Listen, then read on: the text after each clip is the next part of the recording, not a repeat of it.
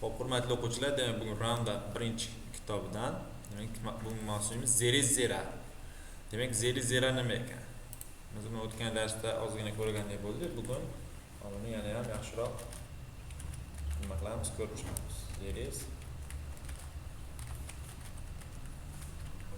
Zera nima ekan ular?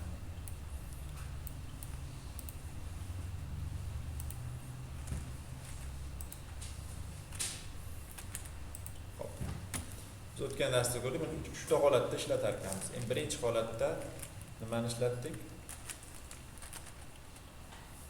Zeriz nima degan ekan?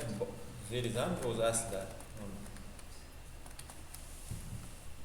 Aslida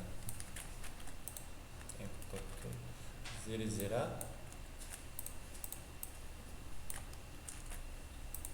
o'zbek tiliga nima tarjima qilinardi? Bor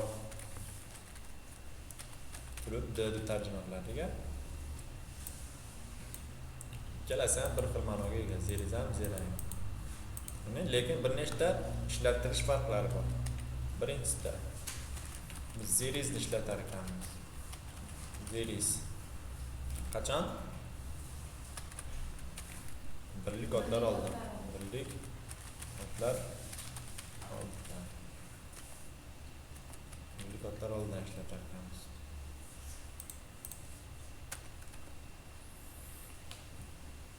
Hop. Birlik otlar oldin ishlatar ekanmiz.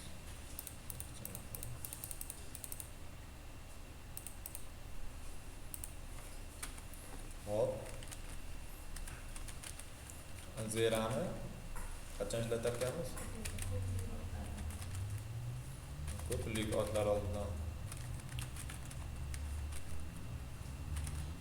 Ko'plik otlar oldidan ishlatar ekanmiz. Mana shu katta bo'lib ketyapti.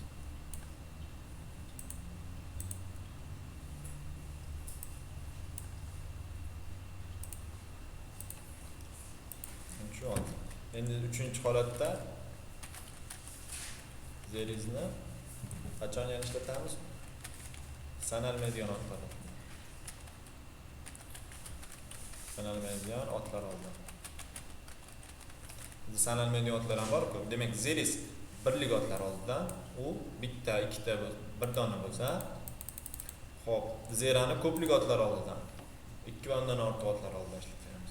Zerizni sanal median otlar oldidan ishlatar ekanmiz. Va hammasi bor turibdi degan ma'noda kelar ekan. Masalan, misol uchun biz formulasini ko'rdik, o'tgan sifatlarga yozib berdim.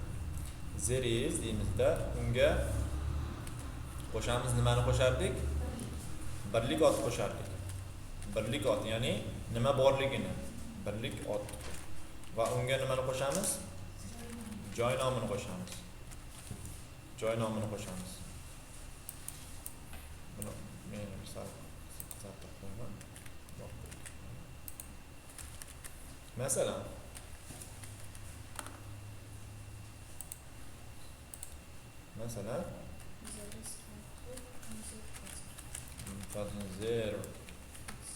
there is a book on the desk. Stol, partaning ustida kitob bor, kitob turibdi. Mana formulaga qaraydigan bo'lsak, mana zerizni qo'ydim, to'g'rimi? Hop, undan keyin birlik ot deyapti. Birlik ot, mana e-bookni qo'ydim.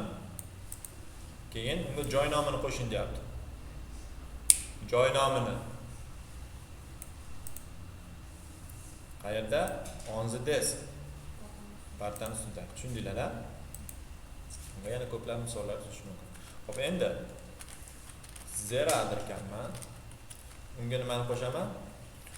Ko'plik ot qo'shar ekanman. Ko'plik ot. Ko'plik otlar. Unga qo'shaman yana nima? Joy nomi. Joy nomi.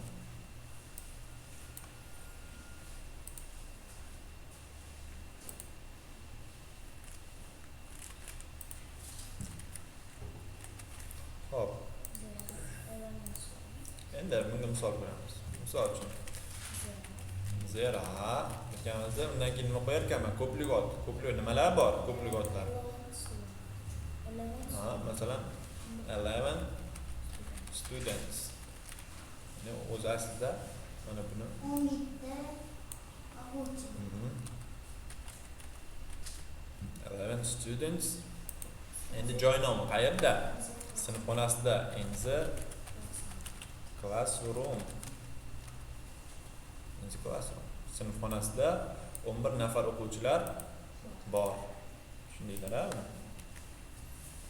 Yoki mana buni yana ko'chirib olaman. Hop, there is derkanmanda endi birlik ot emas, qanaqa ot? Sanalmaydigan ot. Demak, sanalmaydigan otlar bor turibdi deyish uchun biz nima qo'yar ekanmiz? There is ni ishlatar ekanmiz. Masalan,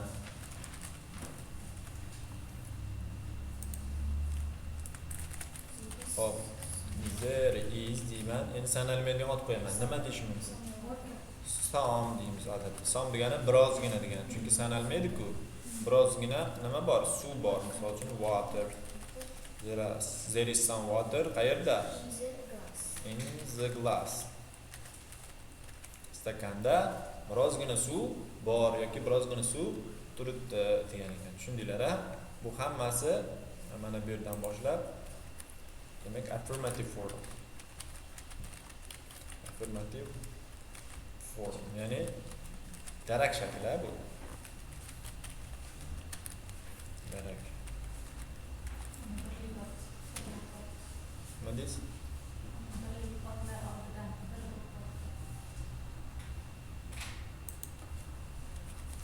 Birlik ot oldidan. Tushundinglar-a buni? Hop, bu bizda darak shakli edi. Bu tushunarli. Xo'p, endi bizda inkor shakli bor. Biror narsa biror joyda yo'q yoki biror joyda biror narsa turmayapti degan ma'noda. Bir xil bo'ladi. Masalan, endi mana buni ko'chirib olamizda. Ishlanish holati bir xil, ya'ni birlik ot bilan, ko'plik ot bilan qanday ishlanadi, sanalmaydigan bilan qanday. Hammasi bir xil. Faqat endi there isdan keyin biz not yuklamasini qo'shish orqali biror joyda biror narsa yo'q deb deyapsiz bo'lar ekan. Tushundinglar? Men mana bu yerga negative form deb qo'yaman. Negative form. Bu nima ekan? Inkor shakli. Inkor shakli. Hop, there is not va biz uni there is not ning qisqartmasini nima derdik? To be ni o'tganmiz, sizlar bilan. Isn't desa bo'ladi. Isn't. Bu qisqartmasi. Isn't. Yoki is notni yoki isn't to'si bo'lar ekan. Bir xil. Faqat qisqartmasi yozmada og'zakida ham isn't deb ketsa bo'laveradi. Hop, masalan. Masalan, nima deymiz? Hop. There isn't yoki is not yoki nima? Isn't degan bo'ladi. Yo unisi yo birisi. Ikkalasini bitta gapda ishlatsa bo'laveradimi? Bo'lmaydi. Is not isn't deyolmaymiz yoki unisini yoki bunisini ishlatishimiz kerak. There isn't, misol uchun an apple. There isn't an apple. Qayerda? Misol uchun muzlatgichning ichida. In the fridge. Muzlatgichda olma yo'q. Tushundinglar-a? Yoki bo'lmasa ham endi zeraga qaraymiz. Zeraga there aren't bo'ladi. Endi ardan keyin men nima qo'yib qo'yaman? Not yuklamasini qo'shaman yoki uni qisqartma shakli qanaqa bo'ladi? Aren't bo'ladi. Aren't. Qaysi birini ishlataman? Aren'mi, arnotmi, aren'tmi? Ikkalasidan bittasini. Bu nimaga bog'liq? O'zimizga bog'liq. Xohishimizga bog'liq. Xohlang uni ishlating, xohlang buni ishlating. Demak, biror bir ko'plik otlar bir qaysidir joyda yo'q degan. Masalan, buni qoraga qo'yaman. Masalan, there are not yoki aren't nima yo'q? There aren't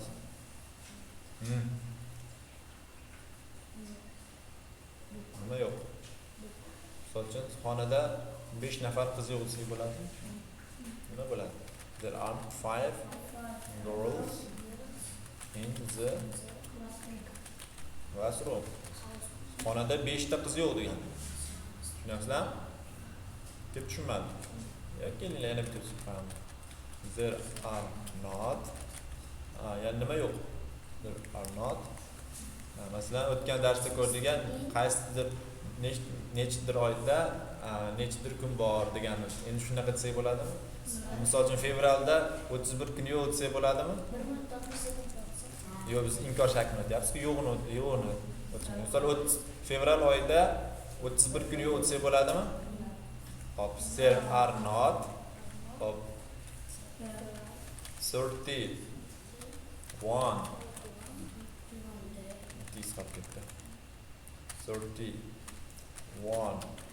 days in February.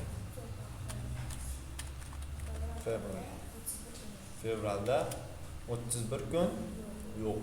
Tushundinglarmi? Hop, endi qaysi qoldi? Ya'ni sanalmaydigan otlar bilan qoldi. Sanalmaydigan otlar bilan. Hop, sanalmaydigan. Demak, izdan keyin yana nima qo'yib qo'yaman? Not. Yoki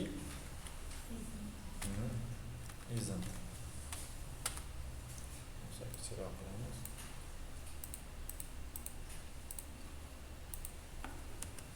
Masalan, hop. Demak, there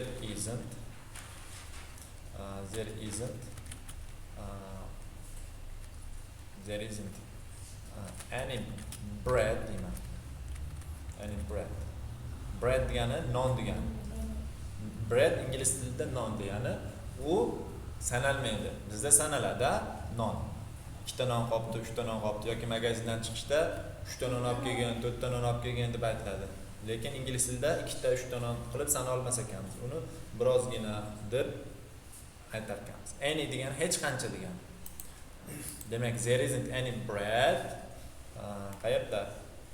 On the table. Stolning ustida hech qancha non yo'q yoki umuman non yo'q deb tarjima qilsak ham bo'ladi. There isn't any bread on the table. Tushundinglarmi? Yana bitta gapiramiz. There isn't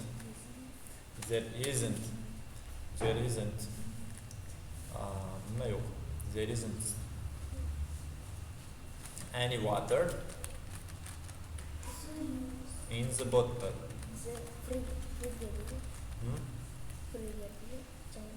In the bottle. Butilkada suv yo'q. Umuman suv yo'q. Tushundinglarmi? Bu bizda nima ekan? Sanalmaydigan otlar bilan ishlatiladigan va bu inkor shakli ekan. Xo'p, kitobimizga qaraymiz. Kitobimizga qarasak, mana bu yerda affirmativ turibdi, ya'ni darak shakli turibdi. Ko'rdinglarmi? Mana bu yerda affirmativ form. Hamma ko'ryapti-a? Xo'p, demak long form deyapti. Bu uzun shakl ekan, there is. Mana bu short form, qisqa shakli. There is ni qisqartma shakli there is bo'lar ekan. Mana bunday qilib apostrof qilib s qo'yib qo'ysak bo'lar ekan. Tushundinglarmi? Xo'p. Endi negativ shaklida. Buni hozir ko'rdik. Long formda there is not, buniki there isn't. Tushundinglarmi? Yoki there are not qisqartmasi there aren't bo'lar ekan. Buni mana bu yerda ko'rdik-a. Mana bu yerlarga yozib qo'ydik. Mana is not ga isn't, are not ga aren't qilib ko'rdik. Tushundinglar-a? Xo'p. Endi bizda mashqlar bor ekan. There is there. Bularni bajardingmi? Bularni bajardik. Keyingisi. Demak, buni interrogative formdan ko'rib olayotganmiz. Interrogative form. Demak,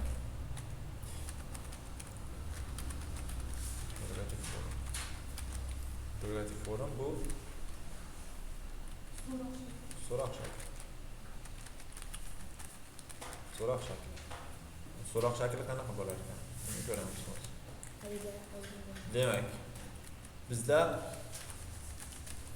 there is va there are bor, to'g'rimi? There are bor. Endi savol shaklini yasashda bolalar. Zerizning so'roq shakli is oldiga o'tarkan. Is zer bo'ladi. Shunday va so'roq belgisi bo'ladi. Yoki zerani so'roq shakli nima bo'ladi? Are bo'ladi. Are there. Va so'roq bo'ladi. Endi buni umumiylashtiramizda. Endi formula tuzamiz. Masalan, is there unga qo'shamiz nimani? Birlik ot.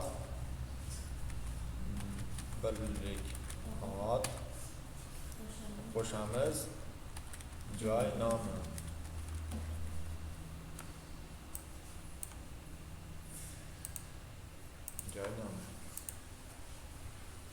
Masalan,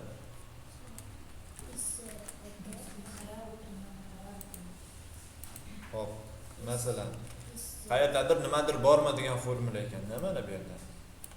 Masalan, oshqovoq miyinda nimadir bormi deymiz-ku, to'g'rimi? Bu bunga kirmaydi chunki hop. Nima deymiz? Is there nima bormi? Is there masalan a cat in your house? In your home. Uyingizda mushuk bormi? Yoki bo'lmasa is there mana bormi deb so'rayapmiz. Mana is oldiga o'tyapti, mana is there yozyapti. Endi birlik otni nima qilamiz? Qo'yamiz. Nima borligini so'rayapmiz. Is there yangi gap qilyapmiz-ku. Is there a TV? Yoki masalan muzlatkich bormi deyishimiz mumkin, to'g'rimi? Is there a fridge? In the fridge qayerda? In the kitchen deymiz. Kitchen degan nima edi? Oshxona. Oshxonada muzlatkich bormi? Tushundinglar-a? Xo'p. Endi mana zera are there o'zgaryapti, to'g'rimi? Endi uni ham formula qilamiz. Mana buni biraz qolaman. Hop, endi is o'rniga nima bo'ladi? Hop, are there bo'ladi. Are there. Endi mana birlik ot o'rniga ko'plik otlar va joy nomi. Ya'ni mana bu ko'plik otlardan mana bu joyda bormi degan ekan. Tushundinglar? Hop, masalan are there. Endi ko'plik ot qo'yamiz. Nima ko'plik ot? Misol uchun 3 bedrooms degani yotoqxona degani. In qayerda? In his house. Uni uyda 3 ta yotoqxona bormi? Yoki bo'lmasa are there misol uchun 5 bananas qayerda? In the fridge. Muzlatkichda 5 ta banan bormi? 5 ta banan turibdimi? Degan ma'noda keladi. Tushundinglar-a? Xo'p. Endi buni darak so'roq shaklini ko'rdik. Endi bu savol berishni o'rgandik, to'g'rimi? Savol berishni bilgandan keyin unga javob berishni ham bilishimiz kerak bolalar. Javobni qanday beramiz? Demak, javobni bu qisqa javobda berishimiz kerak. Short answers. Bu qanaqa bo'lar ekan short answers? Agar ha demoqchi bo'lsak,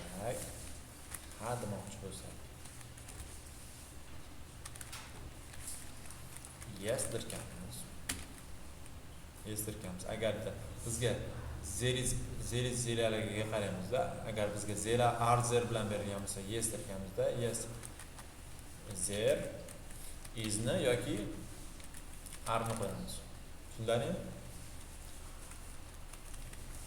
No yo'q demoqchi bo'lsak-chi. No deymiz. No, there isn't yoki aren't. Demak bizga is demak is there bilanmi yoki are there bilanmi berayotganligiga qaraymiz. There is bilan bersa biz is there, there is yoki there aren't qilar ekanmiz. Masalan, endi mana bu savollarga nima qilamiz? Javob berib chiqamiz. Masalan, qarab turing. Xo'p, is there a cat in your house? Uyingizda mushuk bormi deyilyapti. Agar ha, uyimizda mushuk bor deyish uchun nima derkanmiz? Yes, there is derkanmiz. Agar yo'q, uyimizda mushuk yo'q, kalamush bor deydigan bo'lsak, demak no, there isn't derkanmiz. Tushundinglarmi? Xo'p.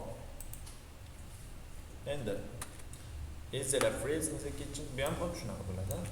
Bir xil. Muzlatgich bormi? Oshxonada agar ha bo'lsa yes there is, yo'q bo'lsa no there isn't. Tushundinglar-a? Xo'p. Are there bilan beryapti. Endi javobni nima bilan berishimiz kerak? Zero bilan berishimiz kerak.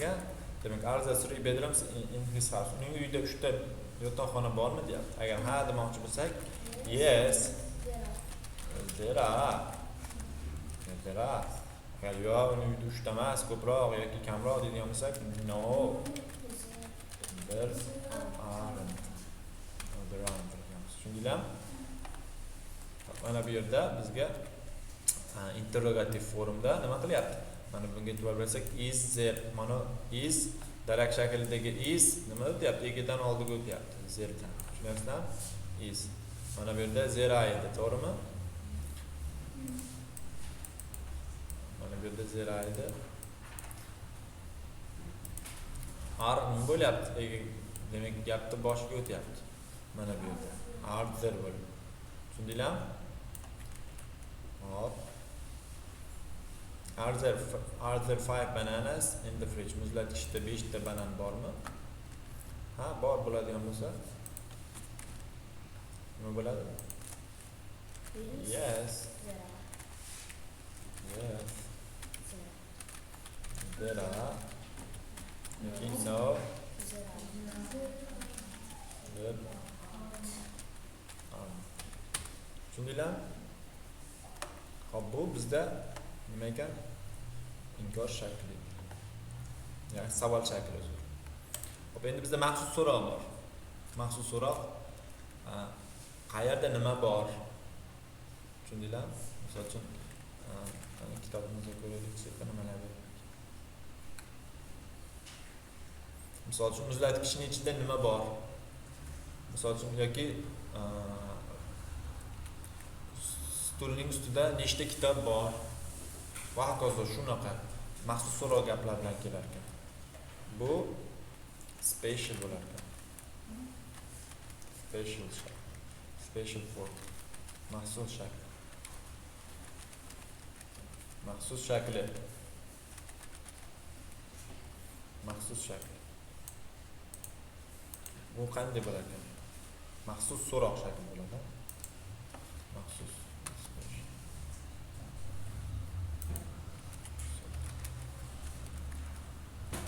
so'roq shakli. Bunda WH kelar ekan. WH da o'tganimizda WH so'zlar bor-ku. Qachon, qanday, uni jadvalini ham tashlagan. WH unga qo'shar ekanmiz. Is yoki are. Unga qo'shamiz. Keyin mana verb. Keyin nima? Unga join now.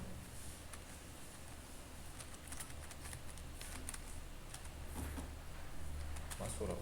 Masalan, stolning ustida nima bor demoqchiman. Birinchi WH dan what ni olaman.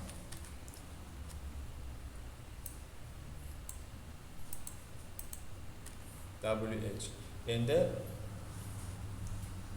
nima borligiga qarab turib, what is there qayerda in the bitta qo'yib ustida on the desk.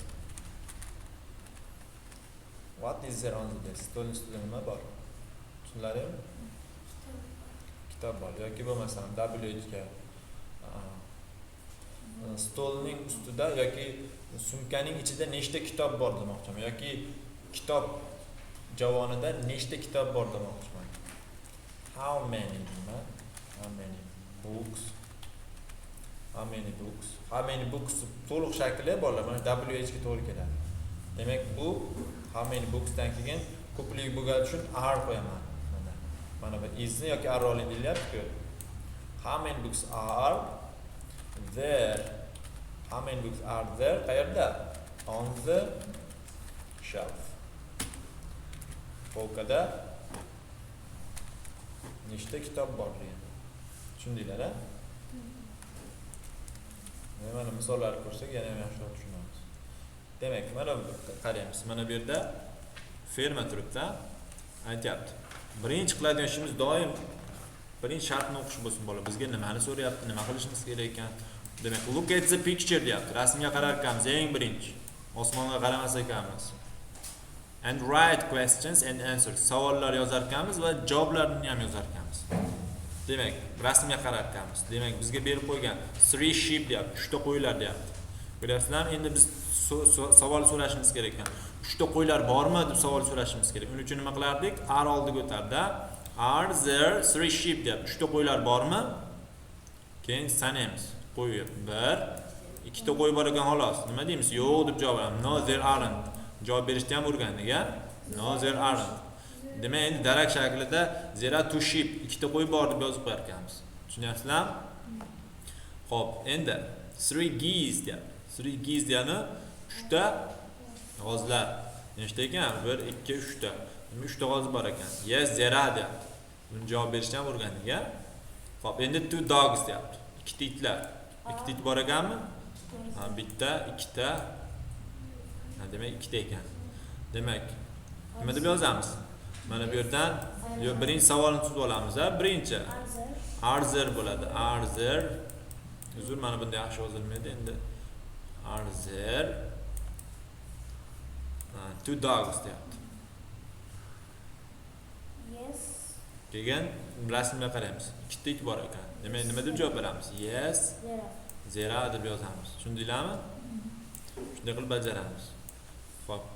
Keyingisi look at the picture. Fill there. Demak, there is, there isn't, there are, there aren't bilan rasmga qarab to'ldirib chiqishimiz kerak ekan. Bor, yo'q deb tushundinglarmi? Mana birinchisiga qaraymiz. A dog in the garden deyapti. Mana a dog in the garden. Ya'ni bog'da it deyapti. Bormi, yo'qmi? Bor ekan. Shunga there is deyapti. There is a dog in the garden deyapti. Xo'p, cat in the garden deyapti. Cat. Bor ekanmi mushuk? Bor ekan. Shuning uchun nima qo'yamiz yana? There is qo'yamiz yana. There is a cat in the garden deymiz. Xo'p.